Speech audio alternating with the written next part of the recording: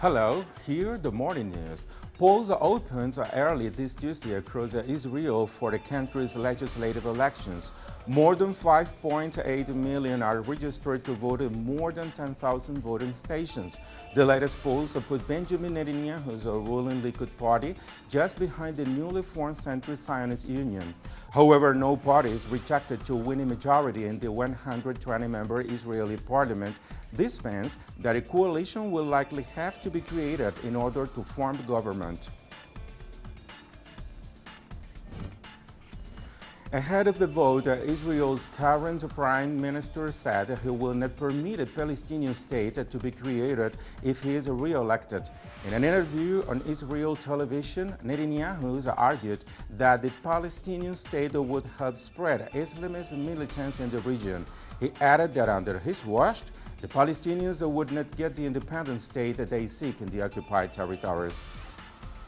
I think that whoever moves to establish a Palestinian state or intends to withdraw from territory is simply yielding territory for radical Islamic terrorist attacks against Israel. This is the genuine reality that was created here in the past few years. Those who do not understand that bury their heads in the sand. The left-wing parties do it, bury their heads in the sand, time and again. Colombian President Juan Manuel Santos has rejected suggestions by his predecessor Álvaro Uribe that peace talks with the FARC guerrillas should be extended to avoid damaging any agreements. President Santos was speaking before the installation of an advisory peace commission. Those who say we should prolong this process are being completely illogical. Why? If we can reach agreements quickly, why wouldn't we? Every step of this process has been carried out in a very organized way, methodically, carefully. If there's one thing that's different between this peace process and previous attempts, it is that from the very first start we surrounded ourselves with experts from home and abroad so that each step will be analyzed and nothing will be improvised.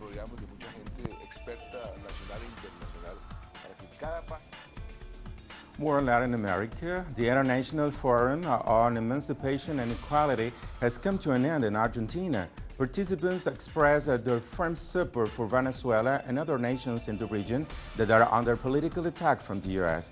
Leo Poblete has this report. The International Forum for the Emancipation and Equality came to a close on Saturday in a climate of celebration after 3 days of exhibitions and conferences at the Cervantes National Theatre in Buenos Aires. This is not only important, it is necessary and urgent. The level of emotion, the level of reflective thinking and the level of action I feel as an ordinary person and those of us who are listening to these speeches is moving, absolutely touching. En nosotros los comunes, los que estamos escuchando esto, es conmovedor. The final panel of speakers was formed by the world's most recognisable faces in anti-imperialist politics. Argentina's Economy Minister Axel Kicillof, Ecuador's youngest ever National Assembly President Gabriela Rivadeneira, and Chile's youngest Congresswoman Camila Vallejo of the Chilean Communist Party discussed the relationship between youth, politics and the emancipation of the people. Social conflict alone without political discussion makes no sense at all. Our social movements need to unify between trade unions and social organisations. Whether they are activists or not, political parties, those in power must be questioned. The central topic of the forum was on ways that democratically elected governments of the region could face the attacks by US imperialism, who use mass media corporations and sectors of the judiciary to delegitimise those governments with the objective of reinstating a neoliberal regime which only benefits Washington while increasing poverty and inequality in the region. Those invited to this forum, each one of them have pointed out what needs to be pointed out, which is to defend the democratic projects in the region, defend the legitimacy of democratic governments.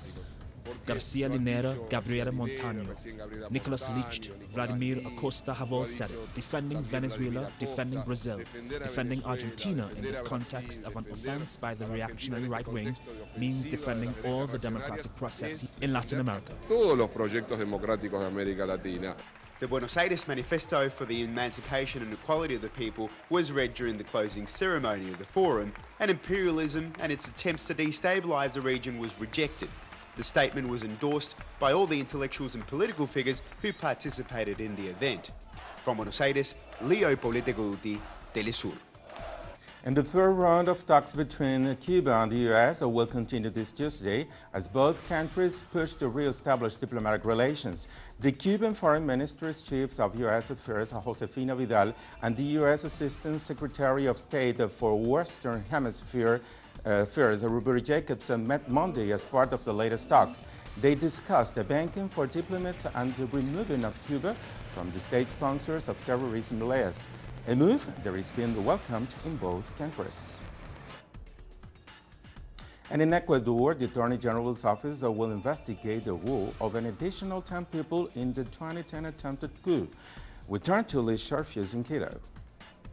It has been determined that the Attorney General Office of Ecuador will investigate the participation of 10 more individuals for their role in the September 30th, 2010 attempted coup, which sought to oust President Rafael Correa. Prosecutor Gustavo Benitez said that these 10 individuals were identified through videos, photographs, and testimonies of the day's events. 15 police officers were also identified in the videos as individuals who played a role in instigating the rebellion. At least 10 people were left dead and 300 injured on the day of the attempted coup, when police rebelled against what they perceived to be a loss of benefits and reforms to the public service law. The government maintains that President Correa was kidnapped and his life was at risk. Attorney General of Ecuador, Galo Chiriboga, has said that since this date, 620 people have been formally accused of participating in the attempted coup and 139 sentenced. Liz Sharfius, teleSUR, Ecuador.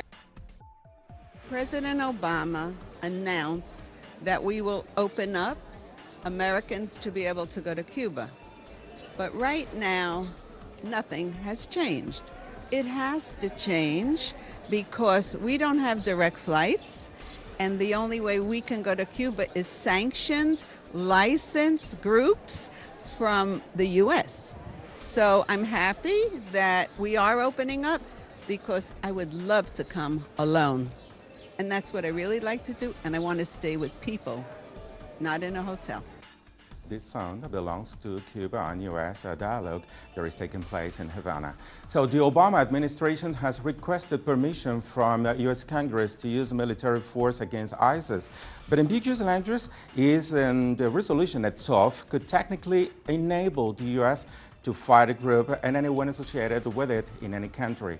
Alexandra Hall with more now from Washington. Associated persons or forces, enduring offensive ground combat, and no geographic limitations. These are the terms used to describe the new authorization requested by President Obama to fight ISIS. At a recent Senate Foreign Relations Committee hearing, administration officials said military force is justified. The president already has statutory authority to act against ISIL. But a clear and formal expression of this Congress's backing at this moment in time would dispel doubt that might exist anywhere that Americans are united in this effort. A statutory authority that some say is illegitimate, as it rests on two previous yet unrelated authorizations, one from 2001 right after 9/11. ISIS is in fact a rival of Al-Qaeda's. They're not the same group, they're not the Taliban, it just doesn't apply to them. And another that was enacted in 2002 to fight Saddam Hussein. They didn't even exist in 2002. ISIS exists because of the war in Iraq. ISIS grew out of that war. Lawmakers themselves are split over the new resolution, but for different reasons. While some Republicans say it's too limiting, Democrats think it's too vague and could lead to another drawn-out war. Ambiguities aside, an even bigger issue is how much authorization matters in the first place, especially since the United States began airstrikes in Iraq and Syria 7 months before sending a formal request to Congress. Congress hasn't actually declared war since World War II. None of the other wars, Vietnam, the small wars in Grenada or Panama, the longer-term wars in Nicaragua and Angola, none of those were ever declared. But the Constitution does require congressional approval to go to war. So the administration, on one hand, is right to ask for that approval, The problem is when they say we don't need it and we're not going to rely on it, that's when you get into trouble. The current request would last 3 years unless renewed. Many lawmakers worry that even if imposed limitations are respected by the White House under Obama, what the next president will do is unknown. Alex Hall, teleSUR, Washington. In the Crimean port city of Sevastopol, thousands gathered to mark 1 year since the territory left in association with Ukraine. Crowds gathered in the city square, laying flowers in honor to those who fought in World War II. Following the crisis in Ukraine, Crimea overwhelmingly voted to join Russia by referendum.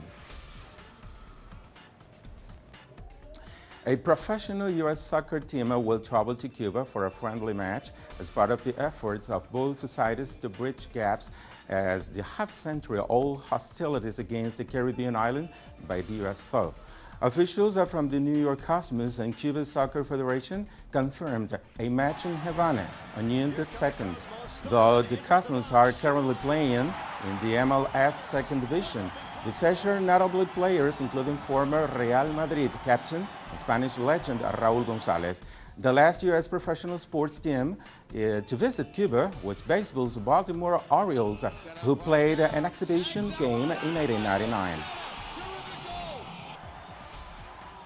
After an impressive rookie season for the San Francisco 49ers, linebacker Chris Boland announced his retirement out of fears of brain injuries. Impacts of concussions have been growing concern among players. Earlier this month, New York Giants punter Steve Weatherford and former Seattle Seahawks Super Bowl winning receiver Sidney Rice donated their brains post-mortem for medical research. Rice also retired from the pro football due to fears of head injuries. More on this on our website, telesurtv.net/English. Have a nice day.